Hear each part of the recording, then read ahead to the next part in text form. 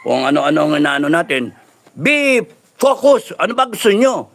Kung tingin nyo, BBM Marcos can last for another 3 years hanggang 2028, yun ay isigaw nyo. BBM, mabuhay ka, we love you. Pero kung sa tingin ninyo, nagdedelikado ang Pilipinas at bangag nga, ayaw magpa-hair follicle drug test, binigyan ka ng ilang pagkakataon, tapos nun, kayong Congress, pinapa-explain kayo nasaan yung pera, pipilit nyo pa yung 2025 na budget. Anong klase kayo? Panay kayo papayaman, insertion, lahat kayo. You will face the people's court. You will face the Filipino people. And if you are found guilty, ay linchak. Good luck sa inyo. Because we will implement a death penalty. Death penalty. We will implement that. It has to stop. The corruption has to stop. For 40 years from EDSA 1, yung death penalty, yung corruption, naging problema na sobra. Na dapat tayo, higit pa tayo sa Singapore. Ano nangyari sa ating kulelat? Number 1 in corruption, Diyos ko. At kung kayong mga kababayan na aanga-anga, tatanga-tanga, naniniwala sa ayuda, naniniwala kung saan-saan, sa mga balitang palpak, sa mga vlogger na tarantado, mga vlogger na mga bayaran na troll, good luck sa inyo because we will overcome you. Marami ang taong bayan. You know why? Kasi nakita ko yung mga comment, 90% of the Filipinos want change. Hindi nyo na mababago yun. The end is near. No? The end is near. Sabi ni Trump, number 1, let the Filipino people, let the Filipino people chart their own destiny. Let the Filipino people chart their own destiny. Sabi ni Trump yan. Nandun si Lieutenant General Panadero, FGF. Let the Filipino people chart their own destiny. Number 2, excuse me, if there is bloodshed, meaning itong government gumamit ng puwersa, dahas ng AFP tsaka ng PNP na in-endanger o nasaktan ang isang kababayan natin, the United States of America will, W-I-L-L, capitalize. Hindi sila nagbibiro. Will stop all aid, military or economic, to the Republic of the Philippines just to show na wala kayo sa hulog. Because they will deal with a government who is for the people, by the people, and of the people. Kayo ba, Bangag, sa tingin mo, kayo, Tamba, are you a government for the people, of the people, and by the people? Of course, hindi. Maggago kayo.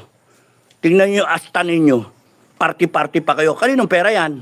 Yung pinarte ninyo sa Thailand? Yung attendance ninyo sa kasal? Yung lahat ng ginagastos nyo, magbuhay mayaman kayo. Kaninong pera? Buhay. Mantalang ang taong bayan, hirap na hirap. Mga walang niya kayo. Kaya mga kababayan, ewan ko sa inyo. Ewan ko sa inyo. Basta ako, pupunta ako sa kalsada. Haharapin ko yan. Ilabas ninyo. Please, DOJ, ilabas ninyo. Yung warrant of arrest ko. Lalabas ako, pupunta ako. Yun yung hudyat ko Ipilit ninyo magkaroon ng warrant of arrest. Kaya nga meron kayong sinasabing magtago na lang ako, asylum, kasi yun yung playbook ninyo. Pag tumago ko, labasan nyo warrant of arrest. Hindi kayo nagre-respeto sa proseso. Kaya ako nanahimik, gusto kong makita. Itong gobyerno na to, naniniwala pa ba sa proseso? Hindi. Gago kayo No? Kaya lubos-lubusin niyo yung pagkagago ninyo. Lubos-lubusin nyo na. Kasi bilang na ang araw nyo. Talagang bilang na ang araw, self-destruct kayo Bibigyan nyo ako ng importansya. Sinabi naman sa inyo, sino ba ako para bigyan nyo ng importansya? Tapos sisiraan nyo ako. Gago, you just don't get it. Mga tao kayo, just don't get it. Ang issue kayo, hindi ako. Inciting to sedition, wala yun, dismiss yan. Kung susundin natin yung proseso, kung susundin natin anong tawag doon, rules of evidence, susundin natin yung due process. Wala yan, dismiss. Kaya mga kababayan, huwag kayong mag-alala. Ako nga hindi nag-aalala Ako yung Ako yung kinasuhan. Huwag kayo mag-alala. Hindi ako nag-aalala. Tawa-tawa. Meron akong mga video na dapat nung ko pa in-upload. Araw-araw kasi meron akong mga video.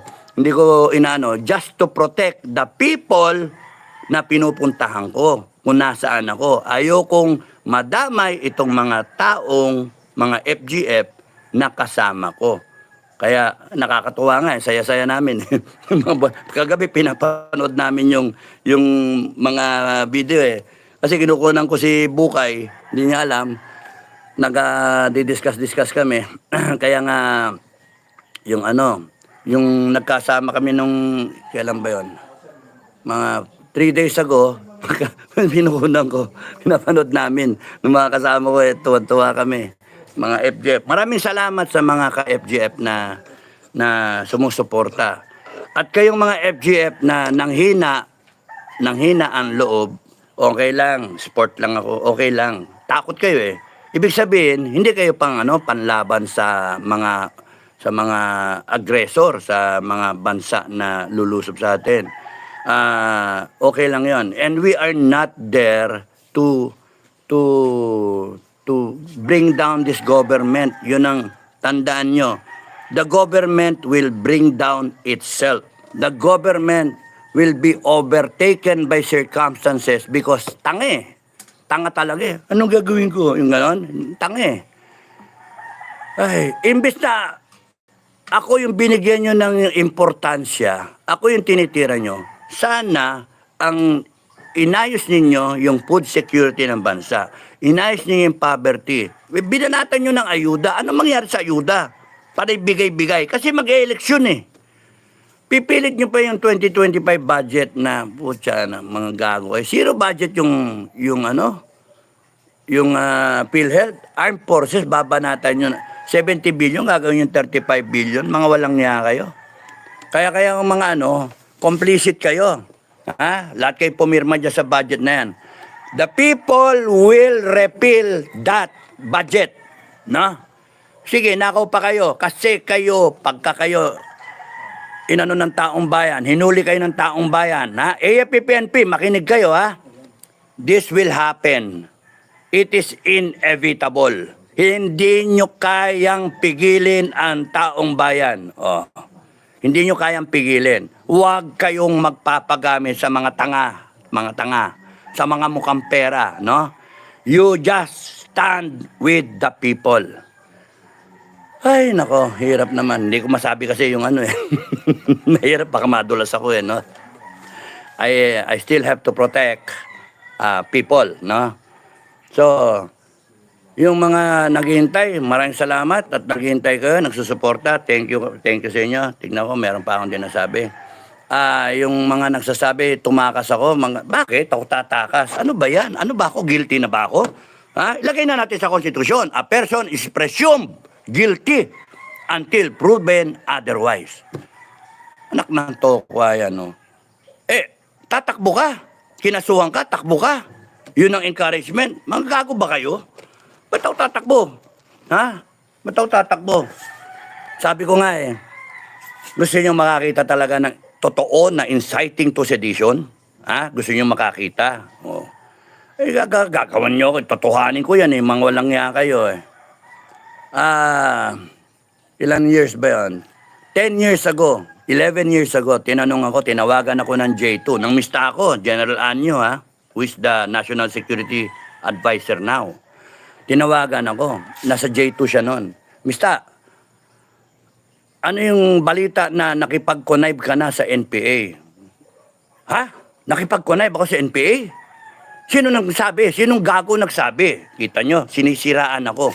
Because kumampe ako kay Cadet Kudia na tinanggal kasi cheating daw. Late for 2 minutes, blah, blah, blah.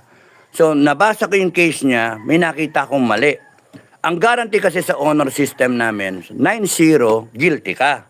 No? Unanimous. Pero pagka may bumoto na 8-1, 7-2, or 6-3, not guilty ka. Yun yung guarantee. Ngayon, nung nakita ko yun, sabi 8-1 ang boto.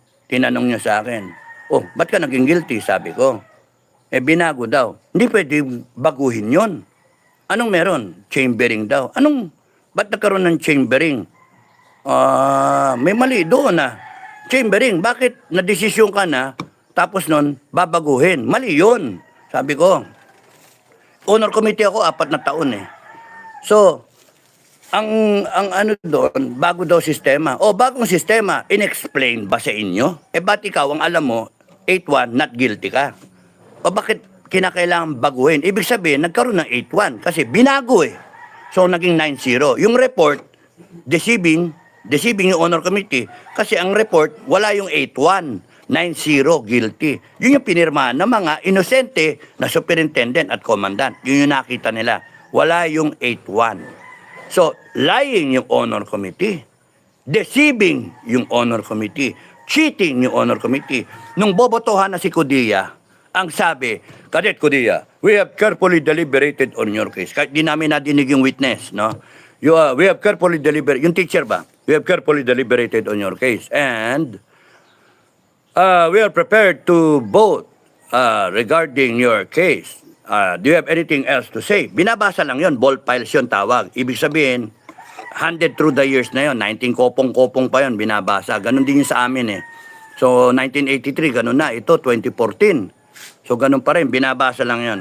So, do you have anything else to say? None, sir.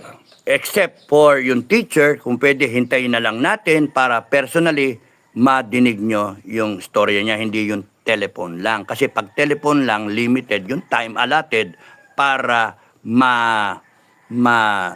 imbestigahan ng gusto yung teacher. It is the right of the defense